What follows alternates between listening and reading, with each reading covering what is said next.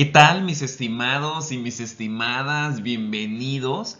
El día de hoy vamos a hablar otra vez sobre las causas externas de la independencia de México. Podríamos considerar esta como el volumen 2, así como Guardianes de la Galaxia, ¿no? El volumen 2, la parte 2 de este tema, lo repito, que son las causas externas de la independencia de México.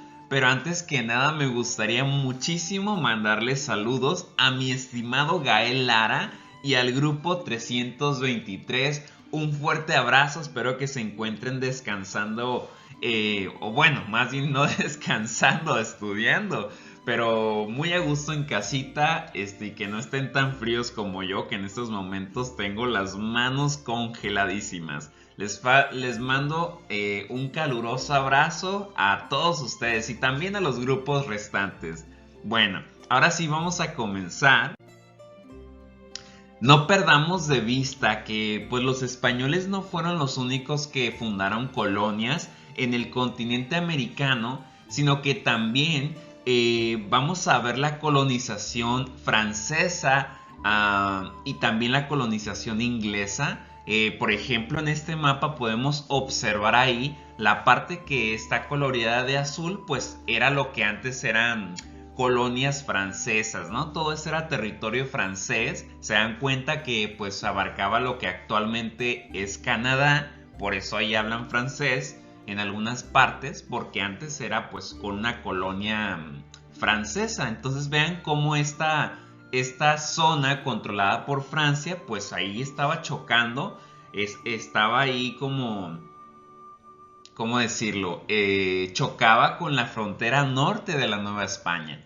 Y también vemos en el mapa de color rojo el territorio que le pertenecía a la corona británica. Recordemos que es en el siglo XVII que van a llegar los primeros ingleses a fundar colonias, estados como las colonias como Virginia, vamos a ver Carolina del Norte, Carolina del Sur, Georgia, Massachusetts, Nueva York, etcétera, etcétera, ¿no? Entonces se fundan 13 colonias, pero lo vuelvo a repetir, entonces nos damos cuenta de que también otras potencias europeas van a colonizar América, pero lo van a hacer un poquito más tarde, ¿verdad? Porque España es la primera que llega en el siglo XVI y a partir ya del siglo XVII vemos en este escenario en América también la presencia de colonos ingleses y colonos franceses.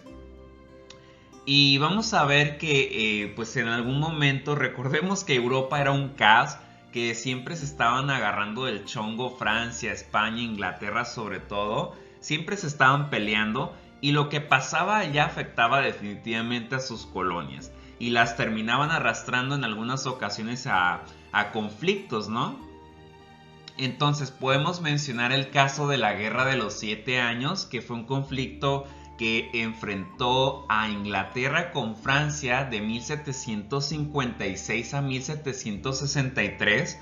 Es un conflicto que va a afectar a sus colonias y como tenían colonias en América que eran vecinas, pues se van a pelear las colonias inglesas también con las colonias francesas. Entonces las 13 colonias van a entrar en este conflicto de la Guerra de los 7 años. Y aunque va a acabar el conflicto después de 7 años, las colonias inglesas se van a ver perjudicadas. ¿Por qué? Vean nada más, aquí vemos nada más brevemente un mapa donde vemos algunos de los movimientos, de las batallas que se dieron entre las colonias, entre las 13 colonias inglesas y las colonias francesas, ¿no? Aquí vemos algunas de las principales batallas en este territorio. Y bueno, como les decía, a fin de cuentas el conflicto va a terminar, pero sus efectos se van a seguir sintiendo muchos años después, porque en la década de 1770 vamos a ver que la corona británica, como estaba muy gastada, tenía muchas deudas a causa de las guerras que había tenido que solventar, pues vamos a ver que lo que va a hacer la corona británica, su solución tan brillante va a ser aumentarle los impuestos a las colonias en América, lo cual va a pues desencadenar el enfado de los colonos ingleses, porque van a decir: nosotros somos leales, peleamos tus batallas, rey de Gran Bretaña, pero nos quieres a nosotros poner la mano encima, o sea, cargarnos todo el peso. Pues así como, ¿no? Y uno de los productos que van a resultar afectados va a ser el té. Y pues ustedes saben que el té es muy importante para los ingleses ya desde esa época. Y pues ahora sí que no te metas con el té, ¿verdad? Porque esto es lo que pasa. Pasa el famoso incidente o el motín del té en el puerto de Boston, Massachusetts. Es un episodio muy conocido porque algunos ingleses se vistieron de nativos americanos y tiraron al mar varios cargamentos, creo que como de 3 barcos los tiraron al mar. ¿Por qué? Como una forma de protestar al hecho de que la corona británica les había aplicado unas leyes, unos nuevos impuestos pues a su producto favorito, que era el té, ¿no? Entonces pues dijeron, ¿cómo? Después de ser tan leales y fieles súbditos de su majestad, nos paga de esta manera. Y eso es uno de los incidentes que va a ir desencadenando la famosa guerra de independencia de las 13 colonias. Por eso les pongo este meme, ¿no? Las 13 colonias, cada vez que la corona británica las arrastraba a una guerra con otras potencias europeas. ¿Podrías dejar de meternos en problemas por solo 5 minutos? Entonces, en resumen, así, si tuviéramos que resumir este incidente del té y de los impuestos que enojaron a muchísimos colonos ingleses en América, podríamos decir que se resume con esta escena de Spider-Man. ¿Renta? Ahora no. El señor de la renta sería la corona británica y este Peter Parker sería de las 13 colonias. Tendrá su renta cuando repare esta maldita puerta. Pobrecito. Qué malo el Peter.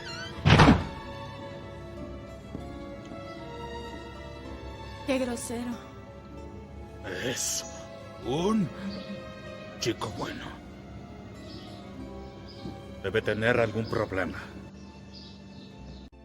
Bueno, pues así como se puso grosero el Peter y le respondió, también los colonos ingleses en América le van a responder al rey de España.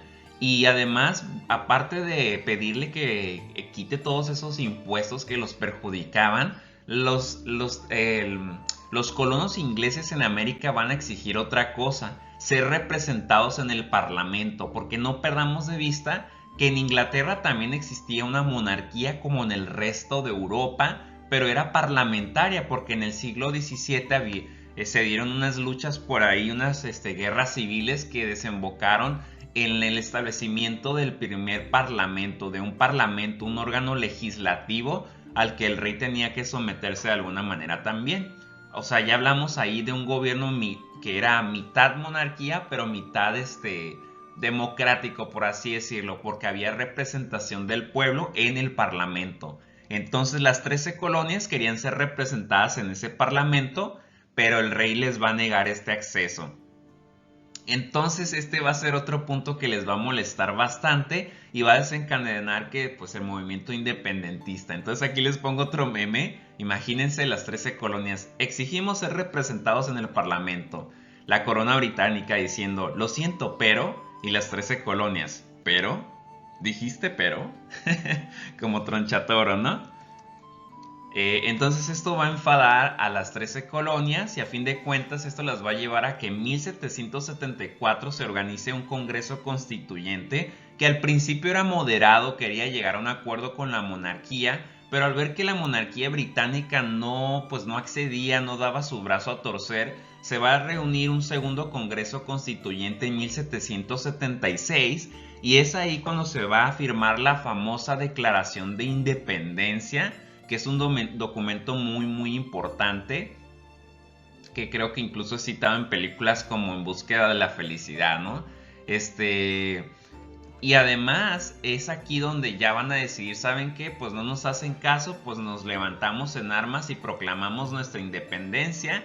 Nombran a George Washington como el coronel de las Fuerzas Armadas de las 13 colonias, y ahora sí que ya se sublevan y dicen, pues ahora sí que pues ni modo, cortar el cordón umbilical y ser libres porque no nos conviene. Estamos siendo víctimas de un gobierno tiránico que no nos toma en cuenta. Entonces así es como inicia el conflicto ya en 1776 y este conflicto se va a desarrollar hasta 1781, que va a acabar ahora sí con la rendición de Inglaterra, y va a ser hasta 1783 que con el Tratado de París, si no mal recuerdo, se va a Inglaterra va a reconocer, pues ni modo, ahora sí, la independencia de los Estados Unidos de América, que van a crear su propia constitución, la van a firmar en 1787, y esto es muy importante, ojo aquí, porque esta constitución va a ser el precedente, va a ser el modelo a seguir por otras naciones que luego van a ir surgiendo, que también van a buscar su independencia, y pues México no va a ser la excepción. Entonces la Constitución de Estados Unidos de América de 1787 es la primera que va a sentar el precedente para las demás constituciones de los gobiernos republicanos que van a ir emergiendo alrededor del mundo, específicamente en América. Entonces, Estados Unidos, vamos a ver que luego se va a ir expandiendo, ¿no? Veamos, ahí tenemos a las 13 colonias en color morado, y luego los territorios que antes eran de Gran Bretaña, ahí los rojos se los va a ceder en 1783 al terminar la Guerra de Independencia. Luego Luisiana, que era de Francia, se la van a comprar en 1803, y así, etcétera, etcétera. Vamos a ver que va a haber una expansión. Pero bueno, ahora sí que van a organizar su gobierno, y con la constitución esta de la que ya hablamos de Estados Unidos, pues se va a establecer una república federal representativa. Los gobiernos van a seguir conservando su soberanía y sus propias leyes, pero va a existir un gobierno central que simplemente se va a encargar de tres cosas. Primero, de cobrar los impuestos, como a la izquierda, el señor de la renta. Segundo, se va a encargar de la emisión de la moneda, por eso les pongo esa referencia de aquí está tu cambio de Spider-Man 2, una de mis favoritas. Y además el gobierno federal o central se va a encargar también de la política exterior y la defensa del territorio. Esas van a ser las funciones del gobierno central de Estados Unidos de América, pero en la medida de lo posible va a procurar no intervenir en la soberanía estatal. Va a respetar mucho esto al principio, aunque va a haber conflictos también de diferentes maneras de ver y de pensar este gobierno republicano democrático, ¿verdad? Diferencias políticas al interior. Y bueno, ahora sí que con la Constitución de 1787 en Estados Unidos queda establecida la división de poderes, el legislativo, ejecutivo y judicial. El ejecutivo pues va a establecer la existencia de un presidente y un vicepresidente que son elegidos cada 4 años, a diferencia de acá que son 6, cada 4 años, y pueden ser reelegidos. El legislativo, pues hay 2 cámaras, la Cámara de Representantes y la Cámara la Cámara de Diputados, pues por así decirlo, que es la de Representantes, y la del Senado. La primera dura 2 años y la segunda 6 años, ¿no? La Cámara de Diputados o de Senadores, si no mal recuerdo, está integrada por 2 representantes de cada estado. Eso no hay que perderlo de vista. Mientras que... a ver, creo que lo dije al revés otra vez. Entonces, la Cámara de Representantes o Diputados son representantes directos del pueblo, son elegidos directamente, mientras que la Cámara del Senado, pues implica hablar de la representación de cada estado. Hay 2 representantes por cada estado. Así era, perdón, la confusión. Y bueno, también el Poder Ejecutivo, ya lo dijimos, y el Poder Judicial. El Poder Judicial, el órgano más importante va a ser la Suprema Corte de Justicia. Y bueno, pero se compone por el Tribunal Supremo y los tribunales federales. Entonces se dan cuenta esta forma de gobierno republicana, con división de poderes. ¿Qué más? Con la división de poderes, la participación democrática, el voto, la existencia de una constitución formulada según principios liberales de la Ilustración.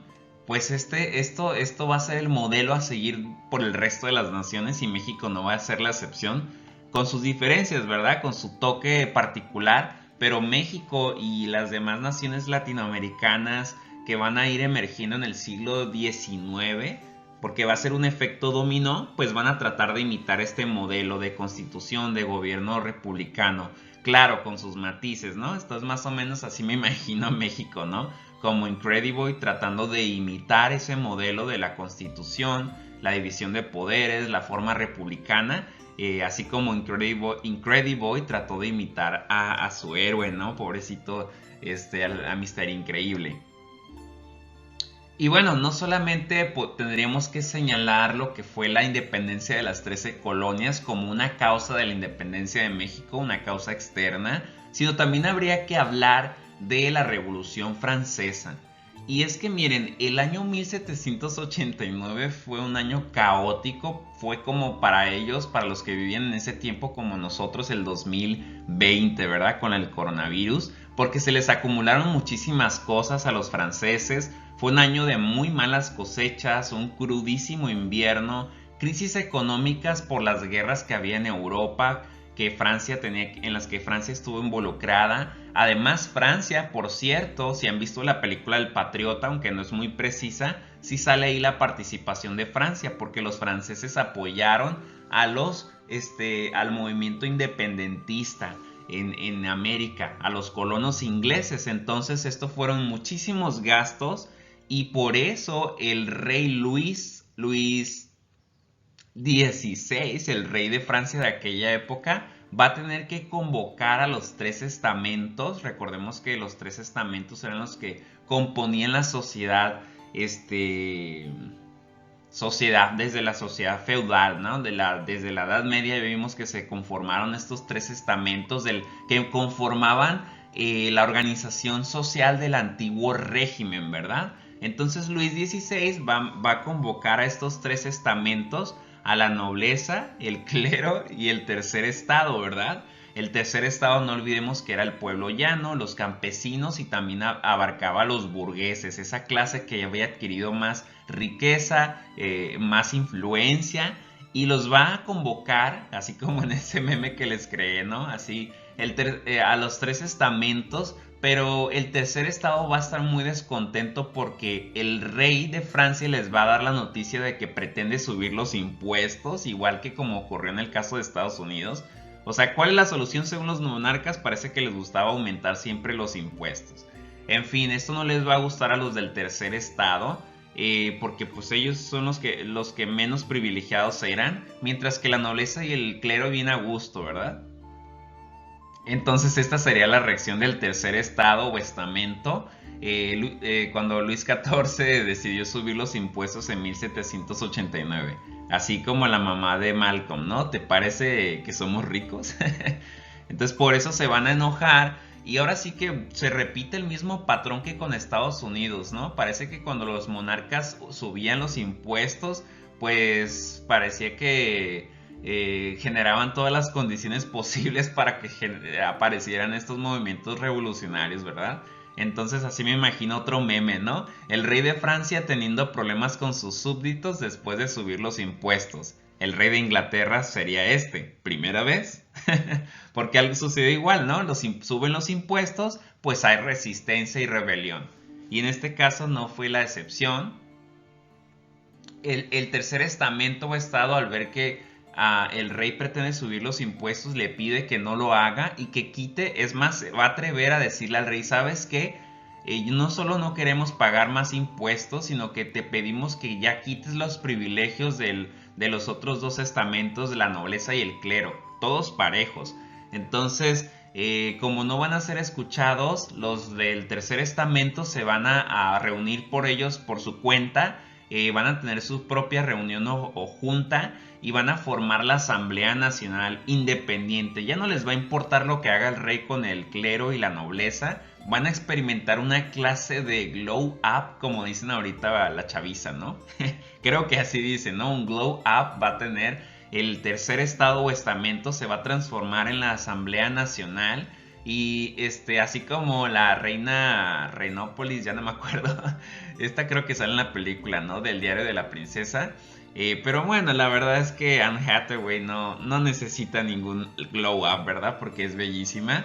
Así que mejor ponemos a Shrek, ¿no? Así como Shrek tuvo su glow up también, aunque Shrek me cae súper bien y pues la película enseña eso, ¿verdad? Que no importan las apariencias porque pues uno es lo que es y es lo más importante. Entonces, pero bueno, pongamos el ejemplo. Entonces, así como Shrek tuvo su glow up, también el tercer estamento lo va a tener y se va a transformar en la Asamblea Nacional, que va a ser un órgano que va a buscar ahora sí, pues independizarse de los otros estamentos y ya no reconocer las decisiones del rey de Francia.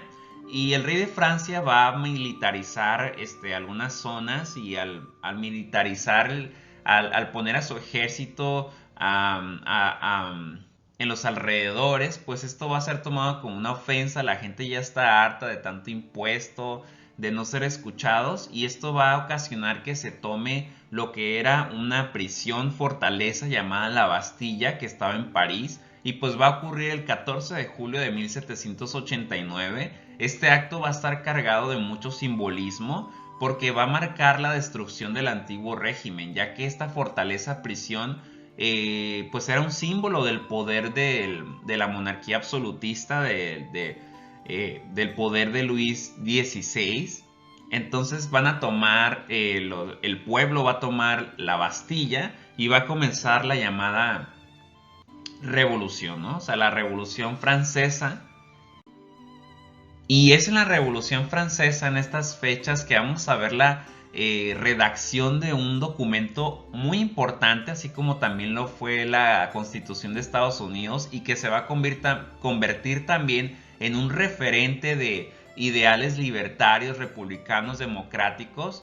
Va a ser la Carta de los Derechos del Hombre y del Ciudadano, ¿verdad? Un documento clave en la Revolución Francesa, pues va a garantizar varias cosas, va a establecer ideas como la libertad de expresión, también la justicia, ¿qué más?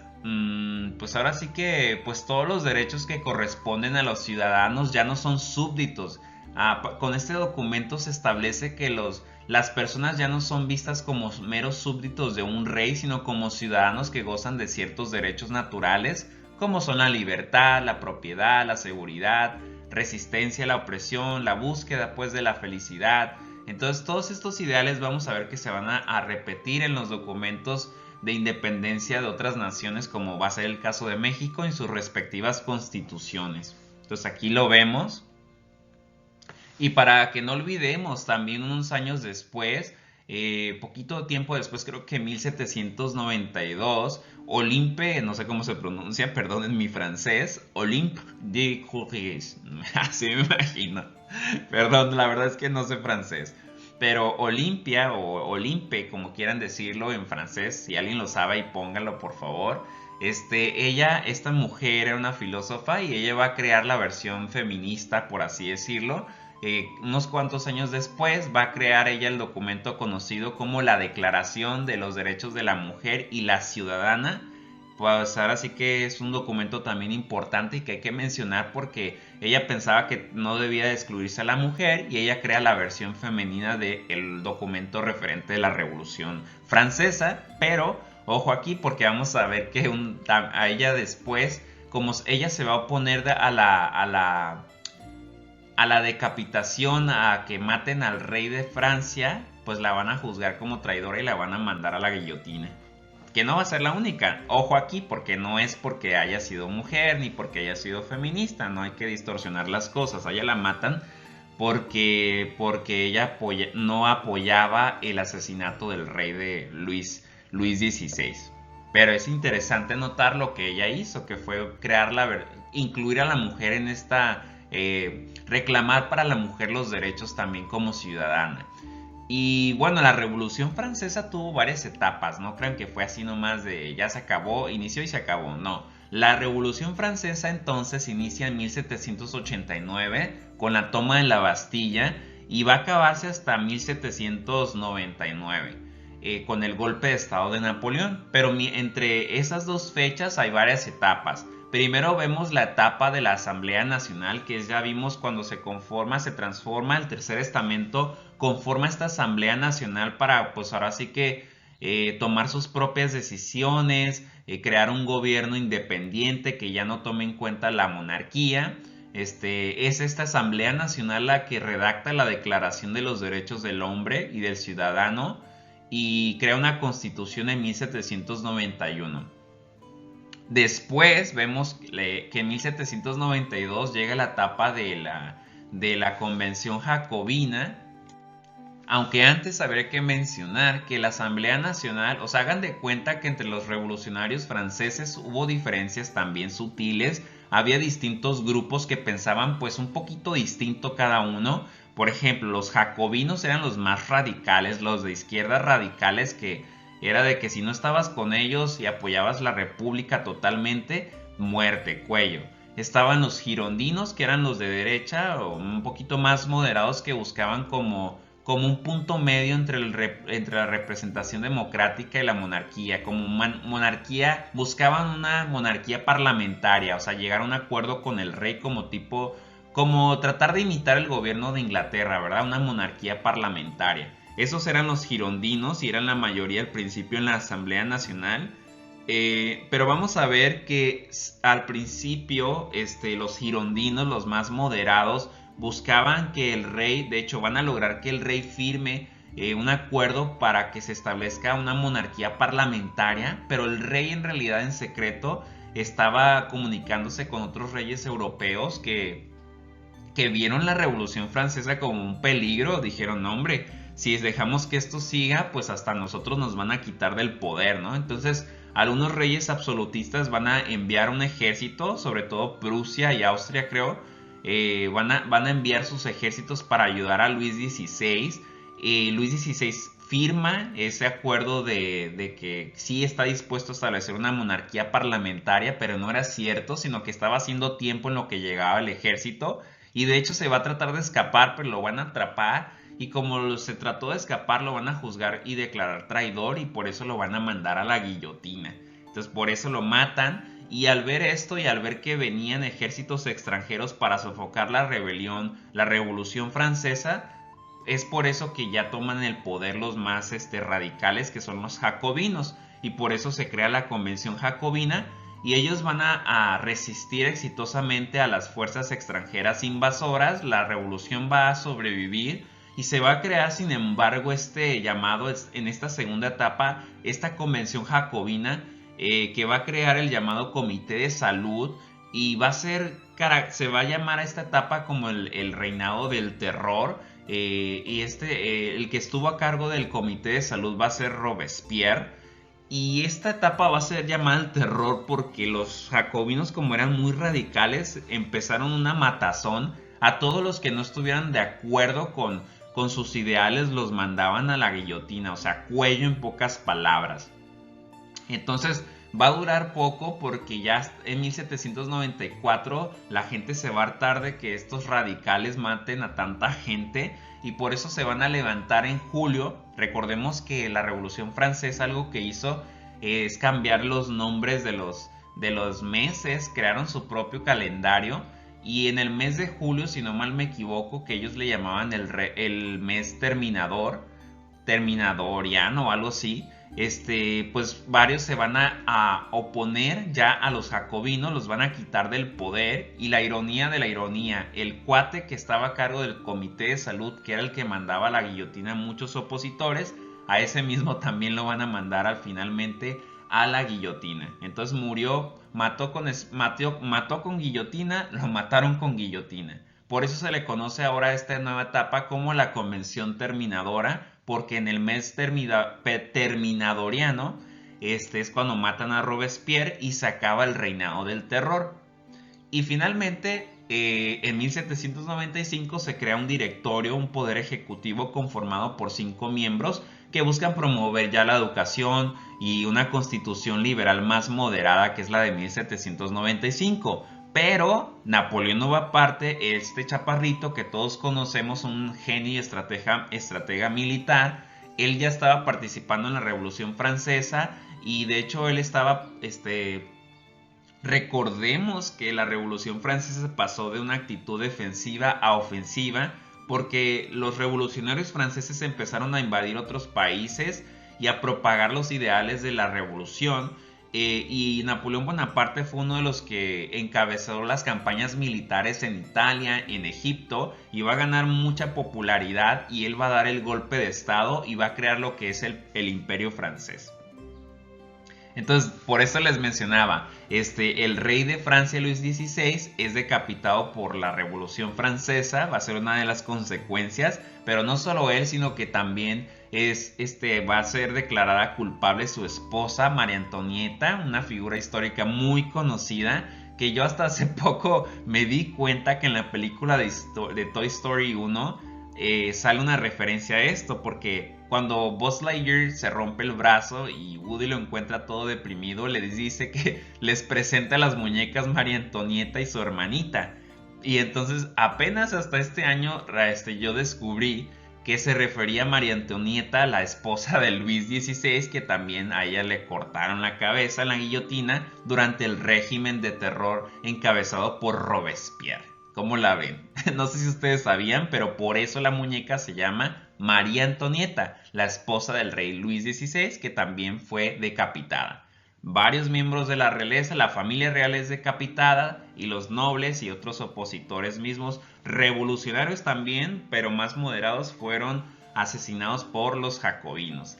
Entonces, ahora, así que la Revolución Francesa, o sea, el lema va a ser, yo no lo sé leer en francés, liberté, me imagino, égalité, fraternité, oui, igualdad, libertad y fraternidad, o la muerte, o sea, o cuello. Así de radicales eran los jacobinos, sobre todo. Entonces estos eran los ideales de la Revolución Francesa, y ahora sí que, o sea, en pocas palabras, en estos años van a rodar muchas cabezas. Si tuviéramos que resumir la Revolución Francesa con un paralelismo cinematográfico, sería el siguiente. Bring me his head. Así es, puras cabezas rodaron durante la Revolución Francesa. Y la Revolución Francesa, bueno, Francia también tenía colonias en América. Recordemos que la Española, que es esta islita donde actualmente está Haití, República Dominicana, pues antes era de España, pero luego ahí también una parte va a pertenecer a los franceses. Y ahora sí que estos ideales revolucionarios de igualdad, libertad, fraternidad, o sea, la Revolución Francesa va a crear un efecto dominó, y en América se va a sentir, y uno de los lugares donde se va a resentir primeramente los efectos de esta gran oleada o tsunami revolucionario va a ser en Haití, en la isla de la Española. Como les decía, en la parte occidental de la isla de la Española, que antes era posesión colonial de España y luego va a ser de Francia, en esta parte occidental había, recordemos, muchos esclavos africanos que eran traídos de África para trabajar en las haciendas azucareras, ¿no? Entonces eran tratados muy mal, había muchas diferencias sociales, también aquí había un sistema de castas, no eran libres muchos esclavos, y como encontraban en situaciones tan vulnerables y marginadas, pues ellos van a esperar, al principio los esclavos africanos de Haití, bueno, de la Española, de la parte occidental de la Española, van a tener la esperanza de que a lo mejor con la Revolución Francesa se les declare libres a los esclavos, pero como ven que no sucede, pues se van a rebelar en esta parte, y va a ocurrir la famosa Revolución de Independencia de Haití.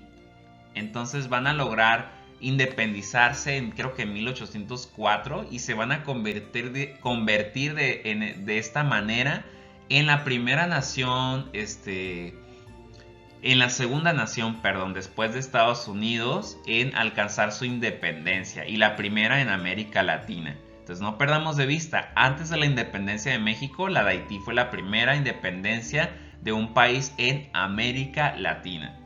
Y ojo, porque bueno, ahora habría que hablar de lo que pasó con Napoleón Bonaparte. Ya sabemos que Napoleón Bonaparte pues va a ser que funda el primer imperio francés, Y este cuate, pues este chaparrito tenía una gran mente militar y una gran ambición. Ahora sí que él empieza a conquistar varios territorios en Europa. Y uno de los territorios a los que les echó el ojito fue Inglaterra. Él quería poseer esta isla, la isla de Gran Bretaña. Y por eso se va a inmiscuir o se va a meter en una guerra llamada la Guerra de Trafalgar, la Batalla de Trafalgar, que se llevó a cabo en 1805, si no mal recuerdo. Y de hecho en ese año salió con los españoles. Francia y España se aliaron para vencer a Inglaterra. Recordemos que España siempre estuvo casi siempre peleándose con Inglaterra. Entonces le convenía en ese momento. Se unen Francia y España para tratar de vencer a Inglaterra, pero no van a poder. Se van a pelear ahí. Va a ser una de las más importantes batallas navales en el estrecho de Trafalgar, que está ahí entre España y África. Lo pueden ver en el mapa ahí a la derecha. Ahí estaba Trafalgar, es una batalla naval, pero van a perder los españoles, los franceses también, esta coalición ante Inglaterra. Sin embargo, quien va a resentir más los efectos negativos de esta derrota va a ser España, porque primero pues perdieron la guerra. Y además pues eso significa crisis económica. Y el gobierno del rey de España, que en ese entonces era Carlos IV, va a caer mucho en descrédito. Se hablaba muy mal de él porque además su primer ministro, había rumores de que mantenía un amorío secreto con su esposa, la reina María Luisa. Entonces la opinión pública es desfavorable para este gobierno. Y ojo aquí, porque después de esta derrota en la batalla de Trafalgar, sin embargo, pues Francia está muy bien parada. A pesar de haber perdido esa batalla, no pierde la guerra. Sigue adelante. Otra vez Napoleón va a intentar, va a empeñarse todavía. Era muy persistente y él va a continuar tratando de avanzar en su sueño de conquistar Inglaterra. Y uno de los aliados más importantes de Inglaterra va a ser Portugal. Como pueden ver en el mapa, Portugal pues está allá al ladito de España. Entonces lo que va a hacer Napoleón en estas fechas, le va a aventar una carta de estas del 1. Si todos han jugado, si se han jugado, sabrán que esta cartita representa un bloqueo. Entonces Napoleón Bonaparte lo que hizo fue decretar un bloqueo continental comercial en contra de Inglaterra, para que nadie comerciara con ella. Sin embargo, Portugal era muy amiga de Inglaterra y no va a hacer caso, y eso va a hacer que Napoleón Bonaparte le eche el ojo a Portugal. Entonces al principio España y Francia van a estar unidos en esta empresa de conquista de Portugal. Napoleón Bonaparte va a enviar tropas francesas para conquistar, con ayuda supuestamente de España, para conquistar el territorio de Portugal por rebelarse. Pero ojo aquí, porque al final de cuentas le salió el tiro por la culata a España, ya que Napoleón tenía planes después de obtener Portugal, de irse en contra de su aliado satélite. España era una clase de estado satélite hasta ese momento, pero pues ahora sí que Napoleón era muy ambicioso y va a trabajar en secreto, sigilosamente, para ocupar después con sus tropas el territorio de España. Entonces aquí vemos en el mapa europeo cuáles territorios le pertenecían al Imperio francés, que eran los de verde, los que eran estados satélites como España, aquí podemos verlo, sus adversarios acérrimos como Portugal e Inglaterra. Y vemos que pues también España primero era un estado satélite, pero luego Francia lo va a invadir. O sea, va a haber una traición ahí. Entonces esto va a dejar ahora sí que a España como payasa. Ahora sí que así quedé, como dicen ustedes. Así quedó como payaso, porque apoyó a alguien que luego la traicionó y va a terminar invadiéndola. Y por eso en 1808 las tropas francesas van a invadir España también. Y Carlos IV y su familia van a tener que salir huyendo. Incluso contemplaron la idea en algún momento de huir a los puertos para irse a América, cosa que no hicieron nunca, ¿verdad? Ningún rey. de España jamás pisó tierras americanas, pero al menos lo contemplaron en este contexto tan desesperado, tan caótico, extremo. Y en este contexto van a ser perseguidos. En este contexto incluso va a haber tanto descontento que Carlos IV va a tener que abdicar y pasarle la corona a su hijo Fernando VII, conocido como el Deseado, que es ese que está en medio. Que ustedes, no sé si ustedes, bueno, ahorita vamos a ver, le va a pasar la corona a su hijo, pero a fin de cuentas van a ser capturados por los franceses y Napoleón Bonaparte los va a llevar a Bayona en Francia y los va a obligar a abdicar en favor de su hermano José Bonaparte, que es el que está hasta la derecha.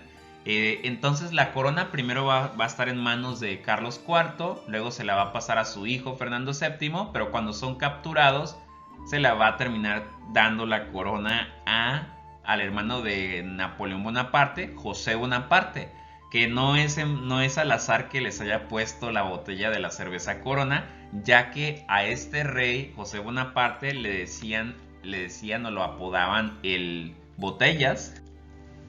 El Botellas o Pepe Botellas, despectivamente, no era una manera de burlarse de él. Los españoles le pusieron ese apodo porque pues era muy dado al chupe, o sea, al alcohol, por eso no lo hagan. No tomen, coman frutas y verduras y tomen mejor agua de horchata. Y bueno, ahora sí que, pues así es, por cierto, dato curioso, no sé por qué, pero ahí me parece como que Fernando VII como que tiene un aire a Mr. Darcy, ¿no? De esto de, si han visto la película de Orgullo y Prejuicio. No sé ustedes, a ver, déjenlo en los comentarios. ¿Creen que se parece o tiene un aire a Mr. Darcy? No sé. En fin. Ay, caray, se movió aquí. Bueno, eso no salió como esperaba. Pero bueno, entonces obviamente los españoles no van a estar de acuerdo con esta ocupación francesa. Si bien el rey no va a tener otra opción más que abdicar y someterse a los hermanos Bonaparte, el pueblo se va a rebelar y va a comenzar lo que en la historiografía española se le conoce como la Guerra de Independencia entre 1808 y 1811. Entonces, si se dan cuenta, en España hay un caos antes de que comience incluso el movimiento de independencia de México. Ya hay un caos por la invasión de Napoleón y va a haber una gran resistencia por parte del pueblo. Y van a haber muchos enfrentamientos y mientras el rey no está, el legítimo rey español no está en su cargo, los españoles van a formar por su parte como un gobierno provisional llamado la Regencia, que se va a mudar su ubicación, va a estar en el sur sobre todo, huyendo de las tropas francesas, va a estar en Sevilla creo y en Cádiz, no más recuerdo, en Sevilla y en Cádiz se va a trasladar. Y van a esta regencia, este órgano provisional o junta de gobierno, va a llamar o a convocar las famosas Cortes de Cádiz, ¿sí? Las famosas Cortes de Cádiz para pues establecer un gobierno independiente de Francia. No reconocían al rey José Bonaparte y van a mandar llamar a los representantes de todo el Imperio Español, incluyendo pues a la Nueva España, ¿no? Que va a mandar como 12 o 17 diputados no hispanos y todas las demás colonias también van a mandar sus diputados a las Cortes de Cádiz y es así como se va a crear la Constitución de Cádiz de España de 1812, que es una constitución liberal, pero luego cuando regrese Fernando VII y lo saquen del cautiverio y lo vuelvan a poner en el trono, vamos a ver que a él no le va a gustar esta idea de una constitución, aunque lo hicieron pues en nombre de la libertad de España, ¿no?